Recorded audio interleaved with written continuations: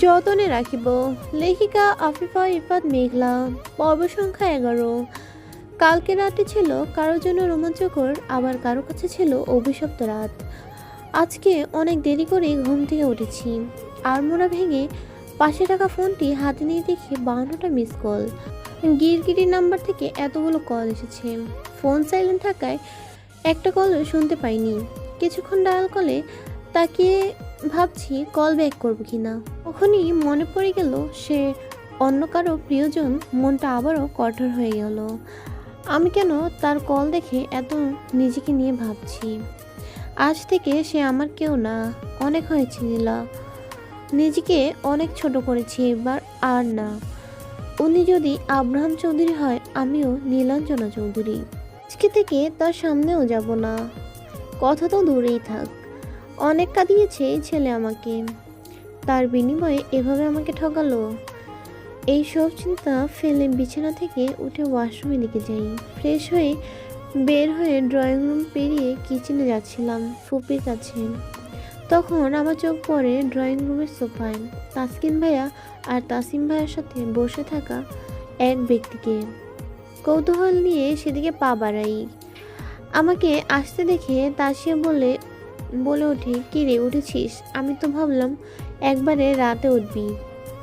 তাসিয়ার কথা শুনে এই লোকটিও আমার দিকে ফিরে তাকায়। আমার দিকে যেন অপলক দৃষ্টিতে তাকিয়ে আছে। তাকে এভাবে তাকিয়ে থাকতে দেখে আমার একটু অস্বস্তিকর লাগছিল।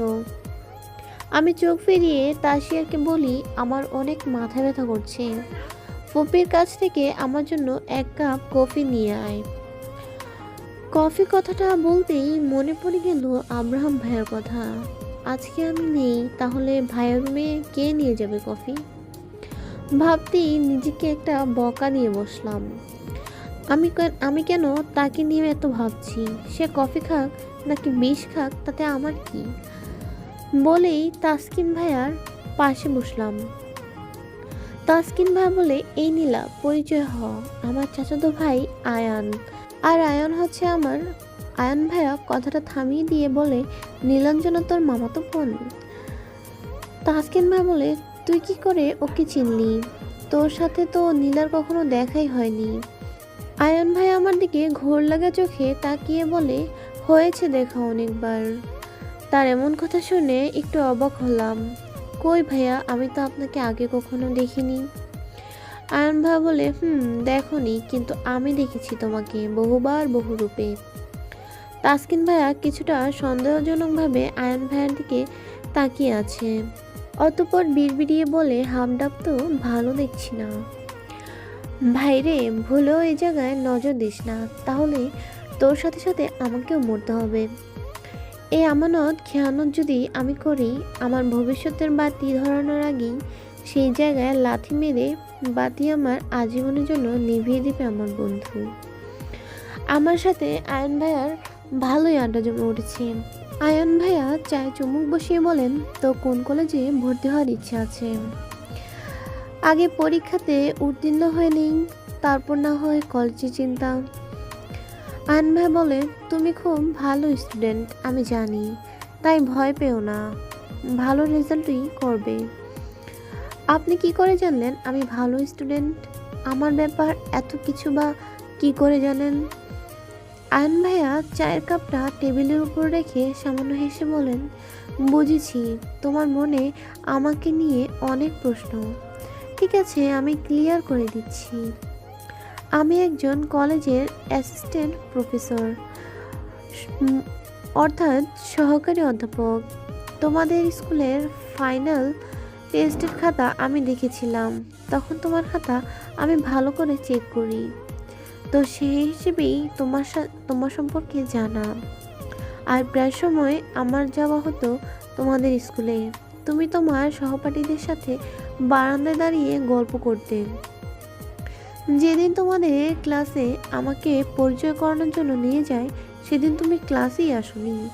অনেক আফসোস ছিল দেখা পাইনি বলে।" আয়ন ভাইয়ার আমার এত প্রশংসা করছে শুনে একটু লজ্জাও পাচ্ছিলাম, ভালোও লাগছিল। একটা ছেলে কত গুছিয়ে কথা বলতে পারে, কত নম্র ভদ্র ছেলে, কথার মাঝে কত মাধুর্যতা আছে, আর সে কথায় কথায় বকাঝারির মধ্যেই রাখে। মেয়েদের সাথে কিভাবে কথা বলতে হয় আয়ান ভাইয়ের কাছ থেকে তা শেখা উচিত। আয়ান ভাইয়া বলে, তোমার যে কোনো বিষয়ে সাহায্য লাগলে আমাকে নির্দ্বিধায় বলবে, আর আমি তোমাকে কিছু নোট কালেক্ট করে দিব, ওইগুলোর মধ্যে বেশি করে পড়বে। আর তাসিয়া, তোকেও বলছি এগুলোর মধ্যে ভালো করে পড়ে নিবি। তাসিয়া খুশি হয়ে বলে, ওয়াও, তাহলে তো ভালোই হবে ভাইয়া, অনেক সুবিধা হবে আমাদের। তাসকিন ভাইয়া বলে, এই দুই ফাঁকিবাজ এমনি পড়াশোনা করে না ঠিক মতো, আর এখন তো আরও করবে না, এখন তো তোর নোটের আশায় বসে থাকবে। আয়ান ভাইয়া বলে, আমার দেওয়া নোটগুলোই ভালো করে পড়লেই হবে, ইনশাআল্লাহ ভালো কিছুই হবে। এভাবে কেটেছে সারাদিন গল্প করে। শীতের বিকেলের পরিবেশটা এক অন্যরকম ভালো লাগা, চারপাশে কুয়াশার জন্য সব কিছু আবছা আবছা দেখাচ্ছে। শীতটাকে উপভোগ করতে আমরা ছাদে চলে আসি গরম চা হাতে নিয়ে। সবাই একসাথে বসে গল্প করছি। সত্যি বলতে আয়ান ভাইয়ের সাথে অনেক ভালো সময় কাটছে। আমার মুখে আবার হাসি ফুটিয়ে তুলেছে সে। আমাদের এইসব মুহূর্তগুলো দূর থেকে ইগলের চোখের মতো দৃষ্টি নিয়ে চেয়ে আছে, যেন তার শিকার চোখের সামনে যে কোনো সময় থাপা মেরে ধরবে। তার হাতে আছে এক বক্স চকলেট, 20টা বেলি ফুলের মালা। রাগে হাতে থাকা ফুলগুলো মুঠোর মধ্যে নিয়ে মুছড়ে দিলেন। এক মুছড়ে ফুলের পাপড়িগুলো মুহূর্তেই ঝরে পড়ে গেল। চোয়াল শক্ত করে বলে, আমি বিহীন তোর মুখে হাসি, এ হাসি মাসুল তোকে খুব কষ্ট পোহাতে হবে। বোকাহারণী, ভাবতেই আমার তোর জন্য করুণা হচ্ছে। আমি চায়ের কাপ মুখে তুলতেই তাসকিন ভাইয়া বলে ওঠে, আরে আব্রাহাম বন্ধু নাকি? তাসকিন ভাইয়ের মুখে আব্রাহাম নামটা শুনে যেন মনে হলো আজরাইল আমার পিছু দাঁড়িয়ে আছে। ভয়ে আমার নিঃশ্বাস আটকে আসাতে আমার কাশি উঠে পড়ে মুখে চা থাকার কারণে। কোনোভাবেই যেন কাশি থামাতে পারছি না। ভাইয়া আমার পাশে চেয়ারে বসে আমার মাথায় হাত রেখে আমাকে শান্ত করছে। মিনিট খানিক পর কিছুটা স্বস্তি বোধ করি। টেবিলের মধ্যে চকলেট আর ফুলগুলো শব্দ করে তুলে রাখলেন। সেই শব্দে আমার ভেতরে হৃৎপিণ্ড যেন কেঁপে ওঠে। আব্রাহাম ভাই হাত বাড়িয়ে পরিচয় হলো, হ্যালো ব্রো। আয়ান ভাইও হাত বাড়িয়ে বলে, আরে ব্রো, কী অবস্থা, অনেক বছর পর দেখা। আমি তো ভেবেছি তুমি হয়তো দেশেই আসবে না, সাউথ কোরিয়ায় সেটেল হয়ে যাবে। আব্রাহাম ভাই বলে, আমি বাহিরে দেশে থাকলে আমার বউকে আদর দিয়ে কে রাখবে? আমার বউটা যে বড্ড বোকা, ভুলেও শেয়ালদের ফাঁদে পা ফেলে দিতে পারে। কথাটা বলি আমার চেয়ারের ওপর নিজের হাতটি তুলে বসলেন। আয়ান ভাইয়া কিছুটা আঁচ করতে পারছে ভাইয়ের হাবভাব। আয়ান ভাইয়া বলে, ও হো, তাহলে আমরা খুব শীঘ্রই বিয়ের দাওয়াত পেতে যাচ্ছি। আব্রাহাম ভাইয়ের কাঁধে দুষ্টুমি করে থাপ্পড় মারতে মারতে বলে। আব্রাহাম ভাই হাত দিয়ে নিজের কাঁধের অংশ ঝেড়ে ঝেড়ে বলে, দাওয়াত পাবে কিনা জানি না, কিন্তু বিয়ের খবর পাবে শিওর। তাসকিন ভাইয়া পরিস্থিতি খারাপ দিকে যাচ্ছে বুঝতে পারছে। তাসকিন ভাইয়া বলে, আচ্ছা রাখ তোদের কথা, চল একটা ভ্রমণে যাই, অনেক দিন হয়েছে দূরে কোথাও যাওয়া হয় না। আয়ান ভাই বলে, ভালো বলেছিস, রিফ্রেশিংয়ের জন্য প্রয়োজন আমাদের সবারই। আয়ান ভাইয়ের কথা শুনে আব্রাহাম ভাইয়া ফিসফিস করে বলে, তোকে কে নিবে? তাসকিন ভাইয়া বলে, কই যাওয়া যায়? আয়ান ভাইয়া বলে, শীতটা উপভোগ করতে চাইলে আমাদের গ্রামের সাইডে যাওয়া উচিত, নিরিবিলি পরিবেশ। তাসকিন ভাইয়া বলে, ঠিক বলেছিস। কি রে আব্রাহাম, তুই কিছু বল, কিভাবে কি করলে ভালো হবে? আব্রাহাম ভাইয়া আমার দিকে তাকিয়ে বলেন, 17 ঘন্টার হিসাব বাকি আছে, তোরা কথা বল, আমি আসছি নীলাকে নিয়ে। বলেই আমার হাত টেনে উঠে যেতে চাইলে আমি বাধা দেই। তার থেকে আমার হাত ছাড়িয়ে নিতে নিলে অনুভব করি তার হাতে ব্যান্ডেজ। তখন কিছুটা থমকে গেলাম। তাকিয়ে দেখি হাতের মধ্যখানে পুরো ব্যান্ডেজে মোড়ানো। নিজেকে মন থেকে আর কঠোর করে রাখতে পারলাম না। দ্রুত তার হাত আমার হাতের উপর নিয়ে উত্তেজিত কণ্ঠে প্রশ্ন করি, কি হয়েছে আপনার হাতে? কিভাবে ব্যথা পেয়েছেন? নিশ্চয়ই বাইক অ্যাক্সিডেন্ট করেছেন, অনেক বেশি কেটেছে বলুন না। আব্রাহাম ভাইয়া আয়ান ভাইয়ার দিকে তুচ্ছ হাসি দিয়ে আমাকে জড়িয়ে ধরে বলে, শান্ত হও বোকাহরণী, আমি ঠিক আছি, শুধু একটু তৃষ্ণা পেয়েছে, রেড ওয়াইনের স্বাদ পেলে ঠিক হয়ে যাবে। তার এই লাগামহীন কথা শুনে আমার আর বোঝার বাকি নেই। আবারও যেন মনে পড়ে গেল সেদিনের রাতের কথা। নিজের ওপর খুব ঘৃণা লাগলো, কিভাবে আমি তার বুকে নিজেকে দিয়ে দিয়েছিলাম। ছি, যার বুকে কিনা কাল আরেকজন ছিল। ছোট থেকে তাকে আমি কত ভালো জানতাম, আর সে এমন প্লে বয়। এখন তো আমার রিমিয়াপুর জন্য করুণা হচ্ছে, মেয়েটাকে সেভাবে ঠকাচ্ছে। তাসিয়া টেবিলের ওপর রাখা ফুলগুলোর দিকে তাকিয়ে বলে, ভাইয়া এগুলো কার জন্য এনেছো, আর ফুলগুলোর এমন বেহাল দশা কেন? আব্রাহাম বলে, যার জন্য নিয়েছিলাম তার ফুল বাগানের মালিক রেখে বাগানের মালিককে ভালো লেগে যায়, তাই ভাবলাম তার হয়তো আর ফুলের প্রয়োজন নেই, তাই মুছড়ে দিয়েছি। আমি টেবিল থেকে বেলি ফুলগুলো হাতে নিয়ে বলি, যে ফুলের মর্ম বোঝে না সে ফুল কেন ধরে? কি করেছে ফুলগুলো? কত ব্যথা না পেয়েছে পাপড়িগুলো। আব্রাহাম ভাইয়া বলে, চোখের সামনে আস্ত একটা মানুষ আহত হৃদয় নিয়ে দাঁড়িয়ে আছে, আর এই মেয়ে কিনা ফুলের জন্য কাঁদছে। বুঝেছি, এই মেয়েকে ভালো করে বললে শুনবে না। কথাটা বলি আমাকে তার কাঁধে তুলে নিয়ে হাঁটা শুরু করে। এমন কাণ্ড দেখে আয়ান ভাইয়ার চোয়াল শক্ত করে অগ্নি দৃষ্টিতে আমাদের দিকে তাকিয়ে আছে। তাসিয়া মালিশা আপুকে বলে, ভাবি তোমার ভাইয়ের মাথা পুরোই গেছে। মালিশা আপু চিন্তিত কণ্ঠে বলে, আমি তো চিন্তায় আছি নীলাকে নিয়ে, আল্লাহ জানে কি হয়। আয়ন ভাইয়া বলে, কেন, কি হবে? আর আব্রাহাম নীলাঞ্জনাকে এভাবে জোর করে কোথায় নিয়ে গেল? তাসকিন ভাইয়া ব্যাপারটা সামাল দিতে বলে, আরে ও অনেক শাসনে রাখে নীলাকে, কথা শুনে না যে, পড়াশোনা রেখে বেড়াচ্ছে, তাই হয়তো নিয়ে যেতে এসেছে।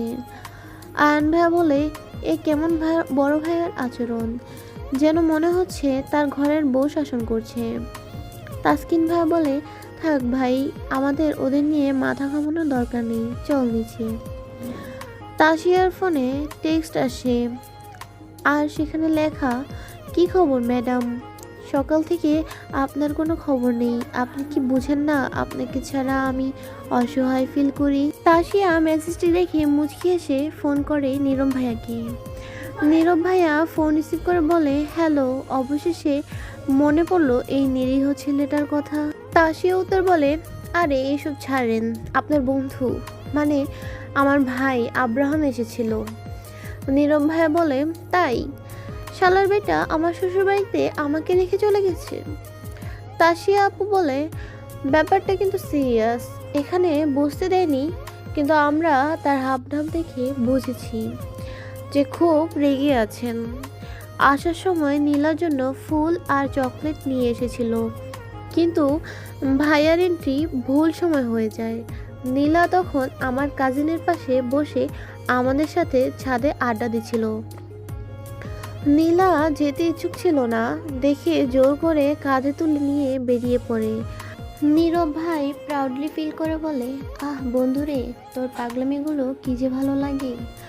তাসিয়া অবাক হয়ে বলে, লাগে নাকি লাগে না হবে? নীরব ভাই বলে, অবশ্যই লাগে, আমার বন্ধু যা করেছে ঠিক করেছে। পরপুরুষের সাথে বসে কিসের আড্ডা? তাসিয়া কপাল চাপড়ে বলে, হায় রে আল্লাহ, মশার কাছে ম্যালেরিয়ার দুঃখ বলতে এসেছিলাম। নীরব ভাই বলে, আচ্ছা প্রিয়তমা, আমরা ওদের নিয়ে কথা না বলি, আমাদের মধ্যে ঝামেলা না তৈরি করি।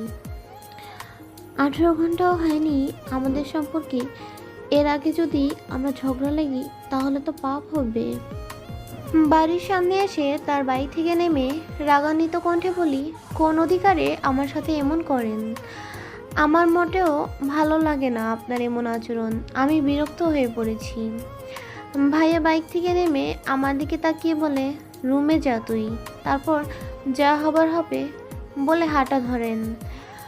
বাড়ির ভেতর প্রবেশ করতে দেখে আম্মু বলে ওঠে, কিরে নীলা, তুই নাকি তোর ফুপিকে না বলে চলে এসেছিস। আর আব্রাহাম, তুমিও তো আমাকে বলে যাওনি।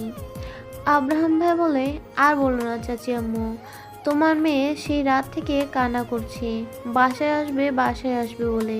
কি আর করার, বাচ্চা মানুষ, গিয়ে নিয়ে আসলাম। কি খুশি তো নীলু? আম্মু বলে, দিন দিন অনেক বেড়েছিস, না বলে চলে যাস, আবার বাসায় আসার জন্য ছেলেটাকে বিরক্ত করিস। আমি বিরক্ত হয়ে বলি, উফ অসহ্য লাগছে, বলেই উপরে চলে যাই। পিছু পিছু মির্জাফরটাও আসছে। আমি রুমে ঢুকে গেট লাগানোর জন্য ফিরে তাকাই, আর সেই মুহূর্তে এক হাত দিয়ে গেট ধরে ফেলেছেন।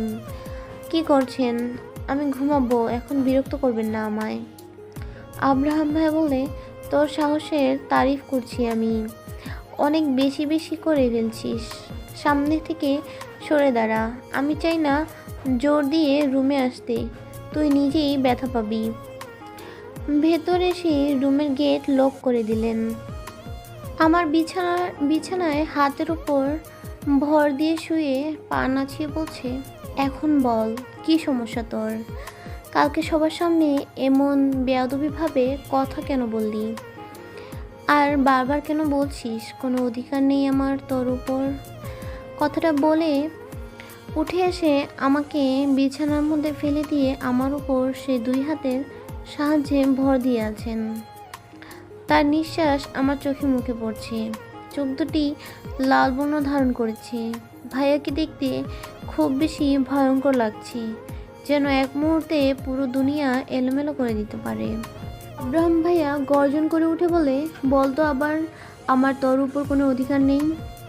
তুই এই নীলাটা জন্মেছিস শুধু এই আব্রাহাম চৌধুরীর জন্যই। তোর হাসির কারণও যেমন আমি হব, তোর মুখের হাসি থাকার বারণও আমি হব।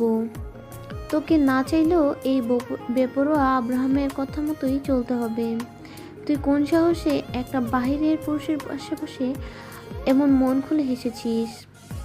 নীলু, তোর কি একটুও কলিজাটা কাঁপেনি? যদি তোর আব্রাহাম ভাই জানে তোর কি হবে এটা ভেবে? আমি মনকে শক্ত করে রুক্ষ কণ্ঠে বলি, আপনারও কি রুহটা কাঁপছে না? শখের নারী থাকা সত্ত্বেও আমার এত ঘনিষ্ঠ হতে? যদি রিমি আপু জানতে পারে তার কেমন লাগবে ভেবেছেন? ভাইয়া আমার থেকে এই কথাটা শুনে আমার গাল দুটো চেপে ধরে, দাঁতের উপর দাঁত চেপে বলে, যেদিন তুই তোর ভুল বুঝতে পারবি সেদিন তুই নিজেকে অনেক কাঁদাবি বোকা হরণী। এখনও কম কিসে? আব্রাহাম ভাই বলে, এটা তুই তোর বোকামির জন্য কষ্ট পাচ্ছিস, এর জন্য আমি দায়ী না। কোনটাকে আপনি বোকামি বলছেন? যেটা আমি কাল রাতে রেস্টুরেন্টে ওয়াশরুমে দেখেছিলাম সেটা, নাকি আমার দেখাটাই অন্যায় হয়েছে এটা? আব্রাহাম ভাই বলে, যে সম্পর্কটা বিশ্বাস দিয়ে তৈরি হয় না সেখানে ব্যাখ্যা দেওয়াটা প্রয়োজন মনে করি না। আই রিপিট, তুই তোর ভুল বুঝতে পারবি। যা ইচ্ছা করেন, এতে আমার কিছুই যায় আসে না। আর আমার ব্যাপারও আপনি কোনো হস্তক্ষেপ করবেন না। আমি যার সাথে ইচ্ছে বসে চা, বিষ, মুড়ি, ভাত খাবো, আপনার কি? ভাইয়ার এখন আর নিজের রাগ কন্ট্রোল করতে পারলেন না, হুট করেই আমার গলায় সর্বশক্তি দিয়ে কামড় বসিয়ে দিয়েছেন। আমার দু চোখ দিয়ে পানি গড়িয়ে পড়ছে। আর্তনাদ করে ভাইয়াকে বলছি, ছাড়ুন, খুব লাগছে, দয়া করুন। পুরো 2 মিনিট এভাবেই ছিল। আব্রাহাম ভাই বলে, আমার সম্পদের দলিলে টিথ প্রিন্ট দিয়ে আজকে থেকে পার্মানেন্ট আমার নামে করে নিলাম। যতবার এই দাগ দেখবি আর 100 বার ভেবে নিবি কার সাথে বসে কি খাবি না খাবি। Mind it. চলবে।